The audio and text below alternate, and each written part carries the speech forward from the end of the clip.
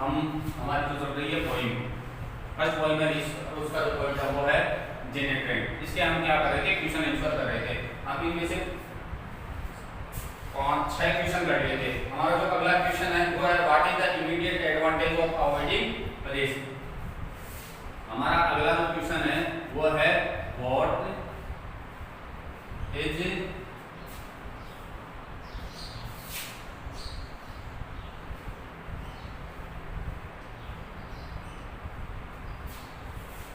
Immediate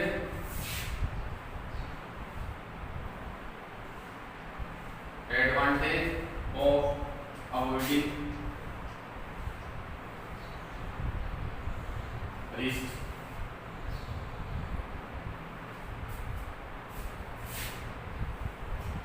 देखो और देख लो व्हाट इज इमीडिएट। इमीडिएट होता तात्कालिक या प्रभावी, एडवांटेज होता लाभ ऑफ अवॉइडिंग रिस्क, रिस्क से दूर रहने के। जो तात्कालिक लाभ क्या है या तुरंत होने वाले लाभ क्या है, देखो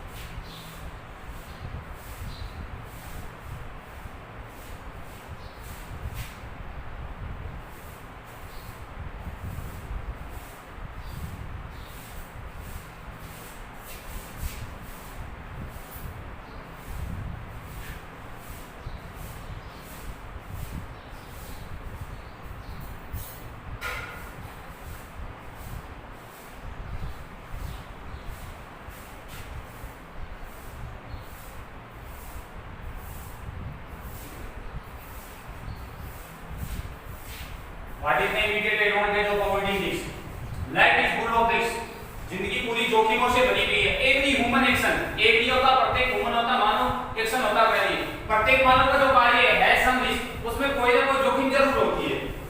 people who avoid taking risk, people who, लोग जो अवॉइड टेकिंग रिस्क, जो जोखिम लेने से डरते हैं या दूर हटते हैं, have an immediate advantage of it, उसके भी कुछ तात्कालिक लाभ है। मतलब जो लोग जोखिम लेने से डरते हैं या दूर हटते हैं, उसके भी कुछ तात्कालिक या प्रभावी लाभ है। वो क्या है, दे मे अवॉइड सॉरो एंड सफरिंग। वो क्या है, दुख और पीड़ादायक स्थिति से, सफरिंग का होगा पेनफुल सिचुएशन, कि वो क्या होते हैं जो दुख और पीड़ादायक स्थिति है उससे दूर हो सकते हैं। But they can not grow, heal, change, love and live in their life. लेकिन वो क्या नहीं कर सकते, अपनी जिंदगी में भर्ती नहीं कर सकते, महसूस नहीं कर सकते, चेंज बदल नहीं सकते, लव प्यार नहीं कर सकते और जिंदगी नहीं जी सकते। यदि हम जोखिम नहीं लेंगे, यदि हम जोखिम नहीं लेंगे तो उसके जो इमीडिएट एडवांटेज है वो ये है कि हम किसको अवॉइड कर सकते हैं, सोरो एंड सफरिंग को फॉर समटाइम्स, और समटाइम्स, ना कि हम परमानेंट उनको कर सकते हैं, और समटाइम्स कुछ समय के लिए हम हमारे ऊपर जो सोरो एंड सफरिंग अगेन वो सिचुएशन आने वाली है उसको दूर कर सकते हैं। लेकिन इसके डिसएडवांटेज भी है। डिसएडवांटेज ये है कि जो लोग हैं वो रिस्क नहीं लेते हैं, वो क्या करते हैं, वो दे can not grow, feel, change, love and live in their life. वो अपनी जिंदगी में ना ही तो प्यार कर सकते हैं, ना ही बस्ती कर सकते हैं, ना ही बदल सकते हैं और ना ही रह सकते हैं, ना ही महसूस कर सकते हैं।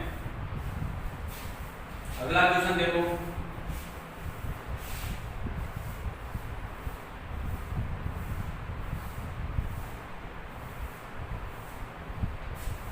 chant why their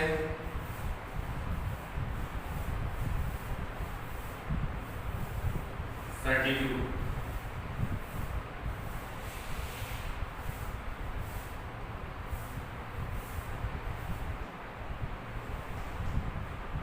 Explain this phrase. Chant why their certitude, ये हमारे पॉइंट में से डायरेक्ट लाइन उठाइए। चैंट होता है जंजीरों में जकड़ा रहना, why their certitude, certitude पहले आ चुका है, सर्टिट्यूड पहले आ चुका है। सर्टिट्यूड का अर्थ होता है भरोसों की, एक व्यक्ति भरोसों की जंजीरों में जकड़ा रहता है, वो इसका हमें इस फ्रेज का अर्थ बताना है।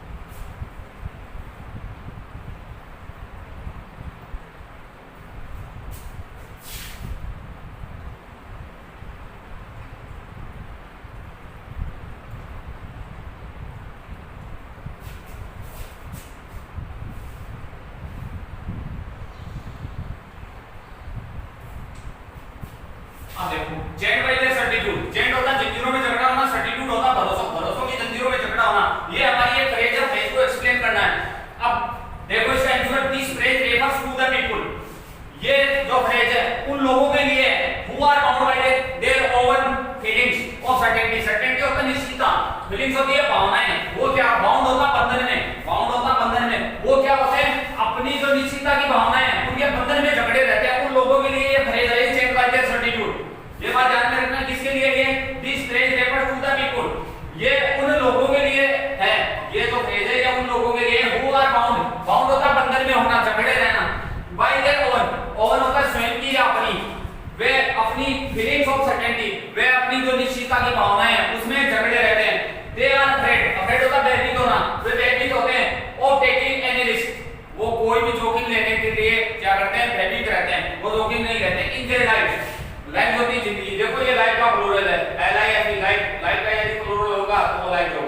वे अपनी जिंदगी में कोई भी जोखिम लेने से डरते हैं। पीपल अवॉइड रिस्क बिकॉज लोग हैं वो रिस्क को अवॉइड करते हैं, अर्थात उससे दूर रहते हैं। क्यों? बिकॉज दे फियर रिस्क, वो डरते हैं रिस्क दे शुड फेल, वो क्या हो जाएंगे, असफल हो जाएंगे। क्योंकि बहुत ज्यादा लोग ऐसा करते हैं कि हम जोखिम लेंगे तो हम जो कार्य करने वाले हैं उसमें यदि हमें सक्सेस नहीं मिली तो वो क्या हो जाते हैं, किसमें चले जाते हैं, डिप्रेशन में या डिसअपियर, निराशा की तरफ बढ़ जाते हैं।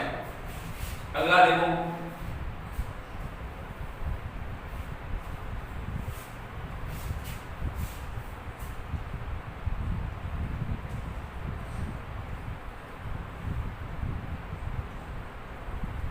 right main theme of the poem.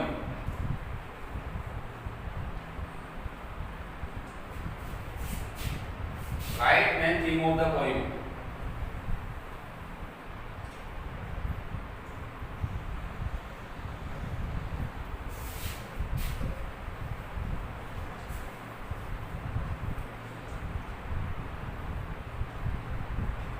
This is a motivational poem.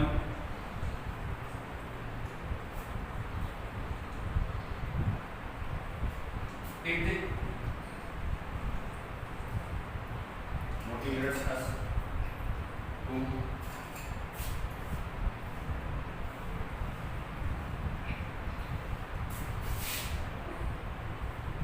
take risk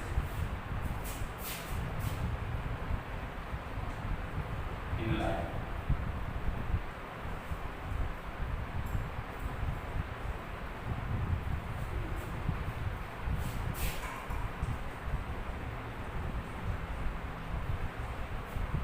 Without taking risks, the person cannot do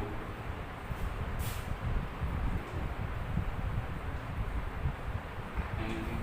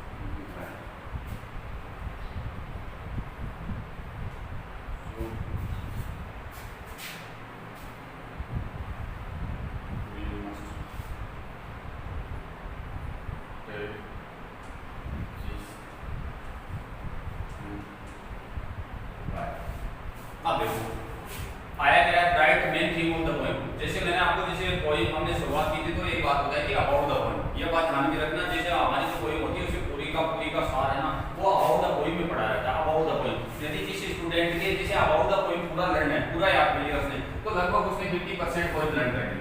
50% 50% poem याद होगी, 50% पोएम के क्वेश्चन याद हो गए। क्योंकि ज्यादातर क्वेश्चन वहीं से बनते हैं, वहीं उनकी लैंग्वेज को घुमा घुमा कर लिखा जाता है, एक ही बात लिखी जाती है उसको रिपीट की जाती है। जैसे मानो कि ये बात मानो कि आप हमारे जैसे 14 या 16 लाइन की पोएम है, हमने इसमें से 10 या 20 क्वेश्चन बना लिए। अब 10 या 20 क्वेश्चन कहां से बने? हमारे तो पोएम इतनी थी तो एक क्वेश्चन का आंसर था, इतनी पोएम है, लेकिन इतने क्वेश्चन बनेगा कि वही बातें क्या हो रही है, रिपीट हो रही है, वही बातें रिपीट होगी। तो ये बात ध्यान में रखना, यदि स्टूडेंट को जैसे पोइम बढ़िया तरीके से प्रिपेयर करनी है तो उसको क्या करना है, अबाउट द पोइम है उसको बढ़िया तरीके से याद कर लो। उसमें man of the theme of the poem है, समरी है, मैसेज ऑफ द पोइम है। हमारा तो लगभग क्वेश्चन है what is the immediate advantage of risk है, वो भी इसमें why a man failed with despair, एक व्यक्ति निराशा से क्यों बढ़ जाता है, वो भी उसमें। व्हाट इज द सक्सेस है, वो भी उसी में। What who is truly free, ये क्वेश्चन भी उसमें है। Why should we take risk, ये क्वेश्चन भी उसमें है। तो ये पूरा का पूरा एकदम जाल सा बना हुआ, उसके अंदर आप देखोगे तो हर क्वेश्चन पड़ा हुआ आपको दिखाई देगा। यदि आप उसको भले भांति रोटेट करके लिख सकते हो, यदि उस क्वेश्चन को रोटेट करके लिख सकते हो तो अबाउट द पोइम में 50% क्वेश्चन पड़े रहते हैं और हुबहू जवाब पड़े रहते हैं।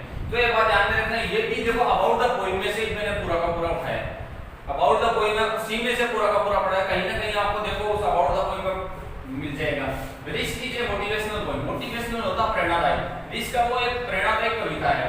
एक मोटिवेट्स होता प्रेरणा देना, अस यानी हमें to take risk in life, वो हमें क्या प्रेरणा देता है कि हमें जिंदगी में क्या लेनी चाहिए, जोखिम लेनी चाहिए।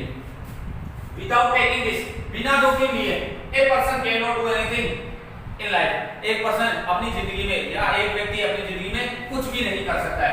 A person who avoid risk, एक व्यक्ति जो रिस्क को अवॉइड करता है। अब देखो रिस्क को अवॉइड करता है मतलब what is the immediate advantage of life, what is the immediate advantage of life. हमारा जो क्वेश्चन आया था मैं अवॉइड सॉरो एंड सफरिंग, क्योंकि ये क्वेश्चन उसके संदर्भ में नहीं था भाई। ये question what is the immediate advantage of avoiding risk उसके संदर्भ में होता तो हम इसको बड़ा लिखते, जैसे a person who avoid risk he may avoid sorrow and suffering for some times but he cannot gain anything in his life। जैसे उस क्वेश्चन को थोड़ा हम बड़ा बनाते हैं, लेकिन इसमें हमें थीम ऑफ द पोएम बनानी है तो इसको शॉर्ट रूप में लिखना पड़ता है। but he cannot gain nothing in his life, लेकिन वो अपनी जिंदगी में कुछ भी अर्जित नहीं कर सकता। गेन होता प्राप्त करना, अर्जित करना, नथिंग होता है कुछ भी। so we must take risk in life, otherwise अब आगे हम कुछ भी बना के लिख सकते हो, कोई दिक्कत नहीं है।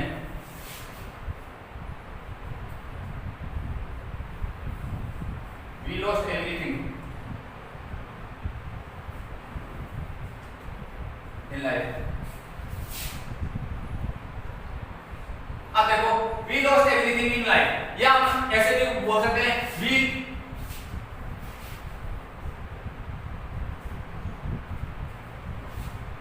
यहाँ पे ऐसे भी लिख सकते हैं we lose our freedom, हम अपनी स्वतंत्रता को खो देते हैं, हम अपनी स्वतंत्रता को खो देते हैं। ये भी अब देखो यही बात ये क्या आया हुआ है, मैंने मॉडल आपको बताए थे ना, उस मॉडल में एक बात बताई थी, वो थी strong advice. we must take risk in life, जैसे हमारा we must not waste our time otherwise time will ruin us, ये भी एक एडवाइस थी। और उसी तरह एडवाइस का एग्जांपल ये भी है। तो जैसे मान ली कई बार जैसे मॉडल वगैरह ये पूछे जाते हैं तो आपकी जो टेक्स्ट बुक होती है उसके अंतर्गत से भी उठा लेते हैं, वो सेम की सेम लाइन उठा के वो आपके एग्जाम में दे देते हैं। तब ये बार-बार इन चीजों का भी ध्यान रखा करो, कहाँ पे जो ये मॉडल्स का प्रयोग हो रहा है वो किस प्रकार से हो रहा है। हर क्वेश्चन में ऐसी बातें जो आती रहती है।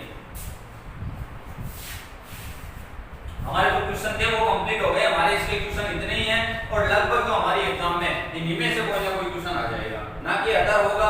यदि घुमाएंगे तो थोड़ी बहुत लैंग्वेज घुमा देंगे। इसमें हमारे एग्जाम में क्या होगा, 3 क्वेश्चन आएंगे, 3 में से आपको 2 क्वेश्चन करने हैं, प्रत्येक क्वेश्चन में 2.5 नंबर का होगा, तो ज्यादा उसकी लैंग्वेज इतनी घूमी भी नहीं आएगी। लगभग 8-9 क्वेश्चन है, बहुत ज्यादा है।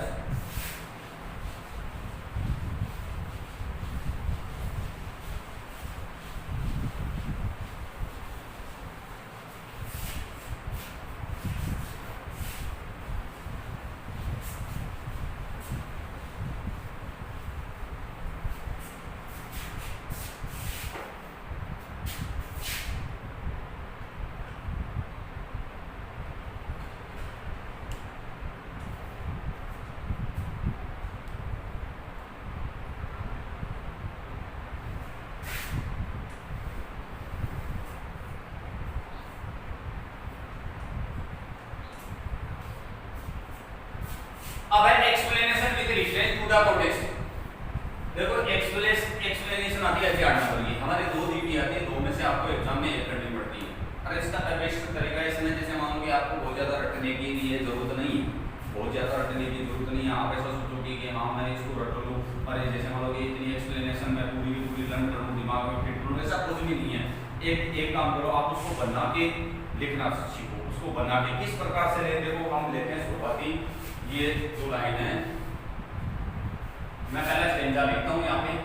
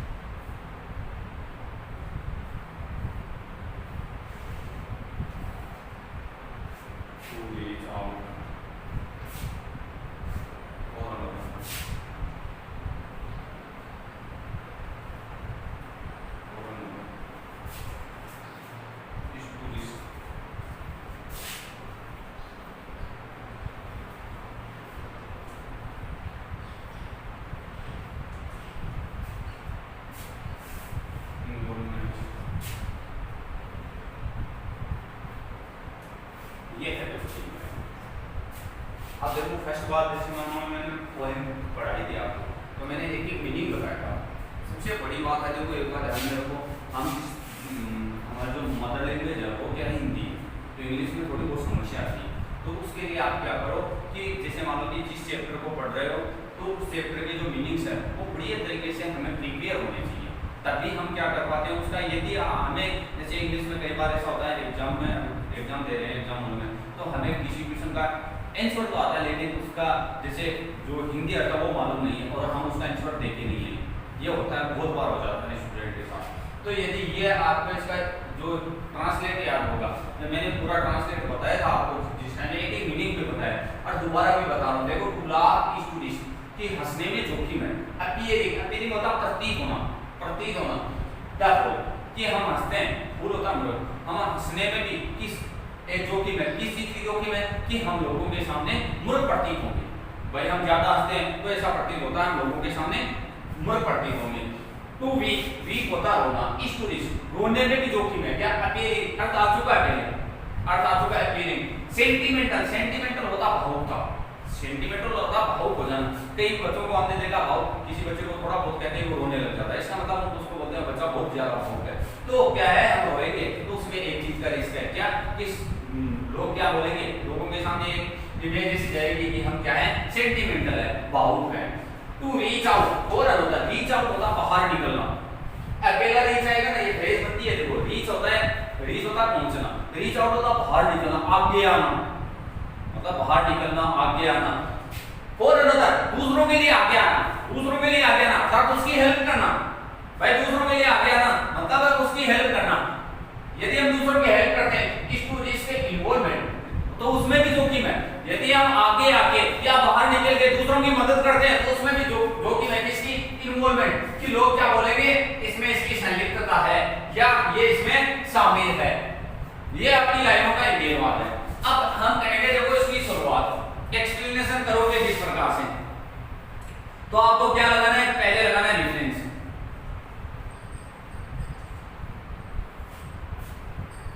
ये जैसे रेफरेंस का अर्थ होता है ये कहां से उद्धृत है, कहां से लिया गया है, मतलब इसका जैसे मान लो कि ये इस पॉइंट से ली गई है, इसका जो पॉइंट है ये है, इसका वर्णन हमें करना पड़ेगा। अब देखो ये इसकी लगभग लाइनें फिक्स रहती है, एक याद करो, बाकी की सभी जितनी भी पॉइंट है सबकी याद हो जाएगी। एक याद कर लो बढ़िया तरीके से, और वो आप भूलना, मतलब उसमें आगे सेकंड पॉइंट है तो उसमें दो चीज चेंज करनी है। तो जिस जगह इसमें जैसे मान लो आपने लर्न किया तो इस जगह जिस पोएम का नाम, इस पोएम का नाम आ रहा है तो उस जगह उस पोएम का नाम लिख दो, और इस जगह इस कवि जो कवि है पोएट है उसका नाम आ रहा है तो अगली 2 नंबर वाली करो तो उस पोएट का क्या नाम वो यहाँ पे लिख देना। बस ये दो चीज चेंज करनी है। क्या क्या चेंज करना है, एक तो पोएम का नाम और एक पोइट का नाम, ये दो चीजें चेंज कर दोगे तो इसका मतलब आपका पूरा एकदम सेम है, डिफरेंस एक नंबर का सही हो जाएगा, ये एक नंबर आपका हो जाएगा, ये एक नंबर आपका हो जाएगा। अब देखो डिफरेंस करना है इस प्रकार से, these lines have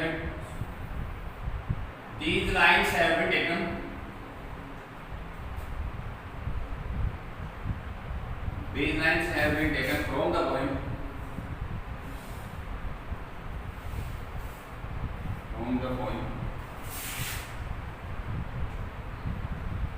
ये हमारे पोएम का नाम है,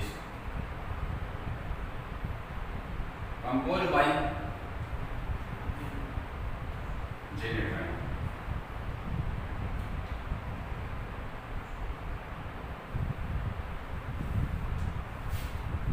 अब देखो these lines have been taken from the poem, poem का नाम आ गया रिस्ट, और ये आ गया जेनेट राय, ये क्या आ गया पोएम का नाम। अब आपको क्या करना है, जैसे मान लो कि हम सेकंड पोएम में लिए थर्ड पोएम में, जैसे मान लो लॉर्ड्स है तो दत्त की पोएम है, अब उसमें क्या करना है, these lines have been taken from the poem lords composed by, कोई इसमें परिवर्तन नहीं करना है, एक मेथड तो होता ही है, मतलब जो भी आपको मेथड बढ़िया लगे कि हम मैं इसको एडॉप्ट करूंगा कि ये मैं एग्जाम में करना चाहूंगा तो ये कर देना, दूसरा है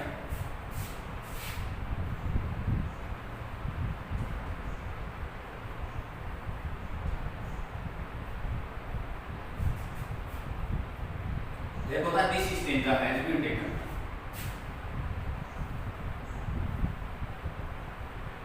फ्रॉम द पोएम, दिस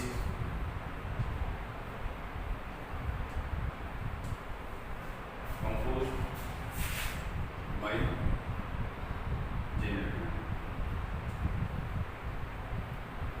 देखो जिस प्रकार से हम जैसे मान लो कि जो टेक्स्ट पढ़ रहे हैं मतलब बुक पढ़ रहे हैं उसमें जैसे मान लो कि हम लेसन पढ़ रहे हैं तो हम बोलते हैं कि सर आपने एक पैराग्राफ पढ़ा दिया, बोलते हैं एक पैराग्राफ पढ़ा दिया, जैसे मान लो यहाँ से हो गया यहाँ तक हो रहा है तो उसको हम क्या बोलते हैं, पैराग्राफ बोलते हैं, ठीक है।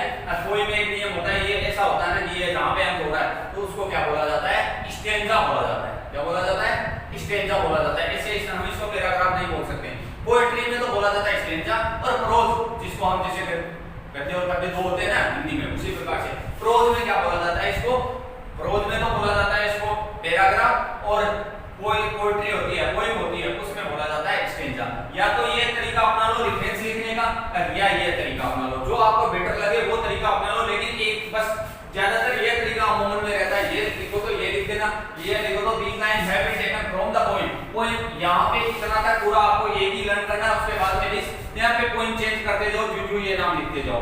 फिर कंपोज बाय, ये यहाँ पे जो कवि का नाम आ रहा है, ये कवि का नाम जिस पोएम का नाम यहाँ पे आ रहा है उसका कवि कौन सा है वो यहाँ पे लिख देना, इसका मतलब ये आपका एक नंबर हो गया। अब अगला है इसका कॉन्टेक्स्ट, कि हम कॉन्टेक्स्ट किस प्रकार से लिखेंगे।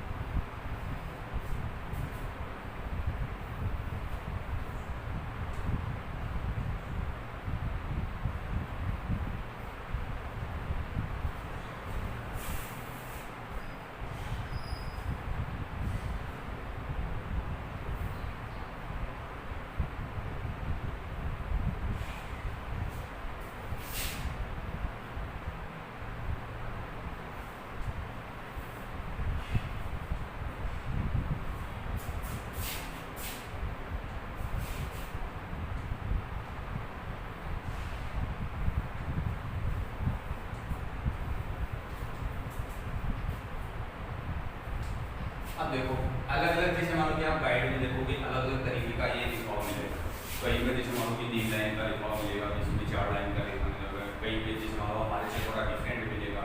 तो इन चीज़ों का ध्यान रखना क्योंकि बहुत ज़्यादा लिखने की जरूरत नहीं है, इसमें कॉन्टेक्स्ट होता संग्रह। अब इसमें किसके बारे में बताया गया है, किसके बारे में बताया गया है, अब जैसे मान लो कि ये हमारी जो एक स्टेंजा है हमारी ये लाइन चाहिए, इसमें किसके बारे में बताया, इसमें देखो the poet says that risk is involved in everything we do, कि रिस्क है वो एक व्यक्ति के प्रत्येक कार्य में शामिल होती है जो करता है, so we must take risk, इसलिए हमें क्या जोखिम लेनी चाहिए। इसके बारे में यही बात बतानी। यदि हम इसका यहाँ पे वर्णन करने लगे तो फिर ये क्या नहीं रहेगा, कॉन्टेक्स्ट नहीं रहेगा, क्या बन जाएगा, एक्सप्लेनेशन बन जाएगा। इसकी एक्सप्लेन तो हम बाद में तो कर ही रहे हैं ना, तो इसका मतलब इसमें यहाँ पे हमें बहुत लंबा लिखने की जरूरत नहीं है, बस इतना ही लिखना है कि ये हमारा जो स्टेंजा आया हुआ, अर्थात ये 2 या 3 लाइन आएंगे, इनमें किसके बारे में बताया गया और क्या बताया गया वो यहाँ पे लिखना है। तो बस एक बार याद रखो, शुरुआत करो द पोएट सेज, ये तो आएगा द पोएट सेज दैट, कि इसमें क्या है, अब इसमें आप ये नहीं लिखिए, ये भी लिख सकते हो we must take risk, without taking risk we can not do anything, बस इतना भी लिख दिया तो आपका जो कॉन्टेक्स्ट है वो सही हो जाएगा। अब देखो अगला एक्सप्लेनेशन,